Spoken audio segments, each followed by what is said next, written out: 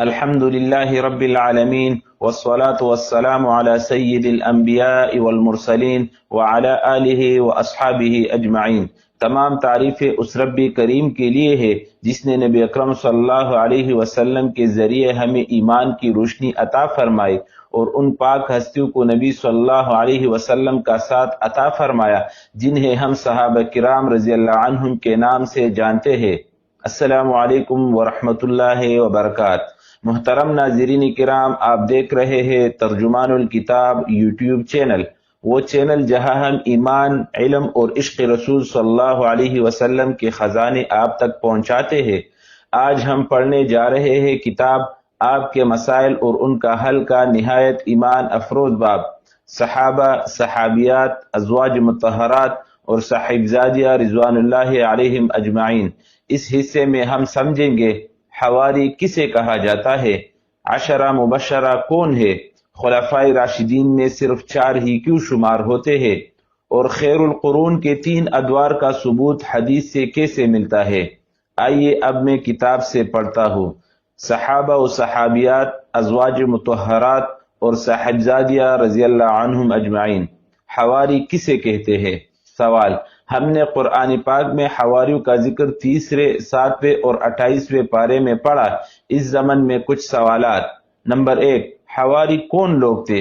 Number 2، حواری کا مطلب کیا ہے؟ نمبر 3، حواری کو اردو میں کیا پکارا جاتا ہے؟ نمبر 4، حواری کے علاوہ دوسرا گروہ کون سا تھا جو کافر ٹھہرا؟ نمبر 5، اور اس کی مفصل تفصیل بیان کرے اور حواریوں کا خطاب کن کو ملا؟ جواب، حواری کا لفظ حور سے ہے جس کے معنی سفیدی کے ہے۔ ان آیات میں حواری کا لفظ حضرت عیسیٰ علیہ السلام کے مخلص احباب و اصحاب کے لیے استعمال ہوا ہے جن کی تعداد 12 تھی۔ حواری کا لفظ اردو میں بھی مخلص اور مددگار دوست کے معنی میں استعمال ہوتا ہے۔ وارث سرہندی صاحب کی کتاب علم لغت میں ہے، حواری خاص برگزیدہ مددگار دوبی حضرت عیسیٰ علیہ السلام کا صحابی، وہ جس کا بدن بہت سفید ہو۔ وہ کافر گروہ جس کا ذکر سورہ صف کی آیت 14 میں ہے، اس کے بارے میں حضرت ابن عباس رضی اللہ عنہ فرماتے ہیں کہ جب حضرت عیسیٰ علیہ السلام کو آسمان پر اٹھایا گیا تو عیسائیوں کے 3 گروہ ہو گئے۔ ایک نے کہا کہ وہ خود ہی خدا تھے اس لیے آسمان پر چلے گئے، دوسرے نے کہا کہ وہ خدا تو نہیں مگر خدا کے بیٹے تھے اس لیے باپ نے اپنے بیٹے کو اپنے پاس بلا لیا۔ یہ دونوں گروہ کافر ہو گئے۔ تیسرا گروہ مسلمانوں کا تھا، انہوں نے کہا کہ وہ نہ خدا تھے نہ خدا کے بیٹے تھے بلکہ اللہ تعالیٰ کے بندے اور اس کے رسول تھے۔ اللہ تعالیٰ نے اپنی خاص حکمت کے تحت ان کو آسمان پر اٹھا لیا اور قرب قیامت میں وہ پھر نازل ہوں گے۔ یہ گروہ مومن تھا۔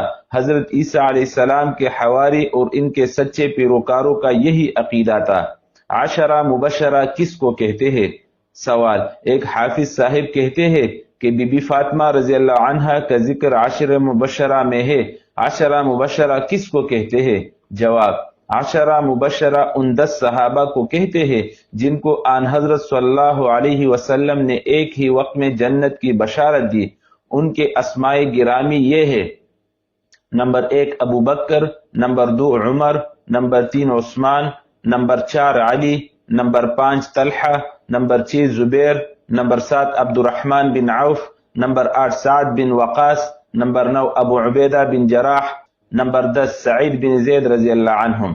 حضرت فاطمہ رضی اللہ عنہا کے فضائل بے شمار ہے، وہ خواتین جنت کی سردار ہوگی، مگر عشرہ مبشرہ ایک خاص اصطلاح ہے، ان میں حضرت فاطمہ رضی اللہ تعالی عنہا شامل نہیں۔ اسی طرح دیگر بہت سے صحابہ کرام رضی اللہ عنہم کو آن حضرت صلی اللہ علیہ وسلم کی زبانی وہی ترجمان سے جنت کی بشارتیں ملی، مگر عشرہ مبشرہ میں ان کو شمار نہیں کیا جاتا۔ خلفائے راشدین میں 4 خلفاء رضی اللہ عنہم کے علاوہ دوسرے خلفاء کیوں شامل نہیں؟ سوال، دینی طور پر جب خلفائے راشدین کا ذکر آتا ہے تو اس سے مراد صرف 4 خلفائے راشدین لیے جاتے ہیں، یعنی حضرت ابوبکر صدیق رضی اللہ عنہ، حضرت عمر فاروق رضی اللہ عنہ، حضرت عثمان غنی رضی اللہ عنہ اور حضرت علی المرتضی رضی اللہ عنہ۔ اس کے بعد حضرت امام حسن رضی اللہ عنہ اور حضرت امیر معاویہ رضی اللہ عنہ جو کہ دونوں صحابی ہیں، ان کا نام کیوں نہیں شامل کیا جاتا، حالانکہ یہ بھی خلفائے راشد ہے، اور حضرت عمر بن عبدالعزیز رحمۃ اللہ علیہ کا دور بھی نہایت مثالی دور رہا ہے۔ آپ سے گزارش ہے کہ خاص طور پر جو 4 خلفاء کو حق 4 یار کہا جاتا ہے، آپ قرآن و حدیث سے ان 4 خلفاء کی خصوصیت کو ثابت کر کے جواب دے، اور یہ بھی کہ حضرت امام حسن رضی اللہ عنہ اور حضرت امیر معاویہ رضی اللہ عنہ کا ان کے ساتھ کیوں نہیں ذکر کیا جاتا؟ جواب: خلافت اعلی منہاج النبوہ کے لیے دیگر اوصاف کے ساتھ ہجرت شرط تھی، جس کی طرف سورہ نور کی آیت استخلاف میں اشارہ فرمایا گیا ہے، اور یہ شرط صرف 4 خلفائے راشدین رضوان اللہ علیہم اجمعین میں پائی گئی ہے۔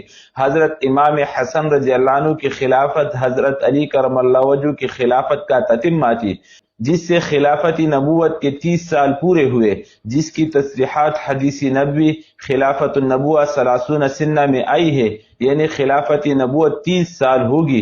یہ ترمذی اور ابو داود کی روایت ہے۔ حضرت امیر معاویہ رضی اللہ عنہ میں چونکہ ہجرت کی شرط نہیں پائی گئی، اس لیے ان کا شمار خلفائے راشدین رضی اللہ عنہم میں نہیں کیا جاتا۔ ان کی خلافت عادلہ تھی، اور حضرت عمر بن عبدالعزیز رحمۃ اللہ علیہ چونکہ صحابی نہیں تابعی ہے، اس لیے ان کی خلافت بھی خلافت راشدہ نہیں کہلاتی، البتہ خلافت راشدہ کے مشابہ تھی۔ خیر القرون کے 3 ادوار کا حدیث سے ثبوت۔ سوال: حدیث کا حوالہ عطا فرمائیے جس کا مفہوم یہ ہے کہ میرے بعد، ان کے بعد، اور ان کے بعد یعنی تبع تابعین تک سچ ہوگا، اس کے بعد جھوٹ کا نزول ہوگا۔ جواب: وعن عمران بن حسین رضی اللہ عنہ قال قال رسول اللہ صلی اللہ علیہ وسلم: خیر امتی قرنی ثم الذین یلونہم ثم الذین یلونہم ثم ان بعدهم قوما یشہدون ولا یستشہدون ویخونون ولا یؤتمنون وینظرون ولا یوفون ویظہر فیہم السمن وفی روایت ویحلفون ولا یستخلفون، متفق علیہ۔ مشکات صفحہ 554۔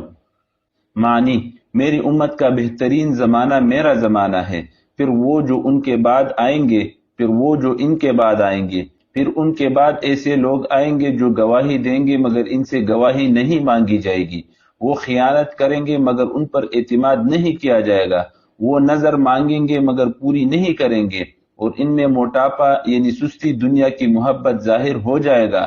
ایک روایت میں ہے وہ قسمیں کھائیں گے مگر ان سے قسم نہیں لی جائے گی، بخاری و مسلم۔ اللہم اجعلنا من الذین یحبون الصحابة ویتبعون آثارهم ویسیرون علی نہجہم واحشرنا فی زمرتہم، آمین۔ یا اللہ ہمیں اپنے محبوب صلی اللہ علیہ وسلم کے صحابہ و صحابیات، ازواج مطہرات اور صاحبزادی رضی اللہ عنہ کی محبت نصیب فرما، ہمیں ان کے نقش قدم پر چلنے والا بنا دے، اور قیامت کے دن ہمیں انہی کے ساتھ اٹھا، آمین۔ دوستو، آپ کے خیال میں آج کے دور میں صحابہ رضی اللہ عنہ کے طریقے پر چلنے کی سب سے بڑی رکاوٹ کیا ہے؟ اپنی رائے کمنٹ میں ضرور لکھیے۔ اگر آپ کو یہ ویڈیو پسند آئی ہو تو اسے لائک، شیئر اور کمنٹ ضرور کریں، تاکہ نبی کریم صلی اللہ علیہ وسلم کے اصحاب رضی اللہ عنہ کی عظمت کا پیغام عام ہو۔ اور اگر آپ نے ابھی تک ترجمان الکتاب چینل کو سبسکرائب نہیں کیا تو ضرور کیجئے، کیونکہ اگلی ویڈیو میں ہم انشاءاللہ انہی مقدس ہستیوں کے ایمان افروز واقعات سنیں گے۔ وآخر دعوانا ان الحمد للہ رب العالمین۔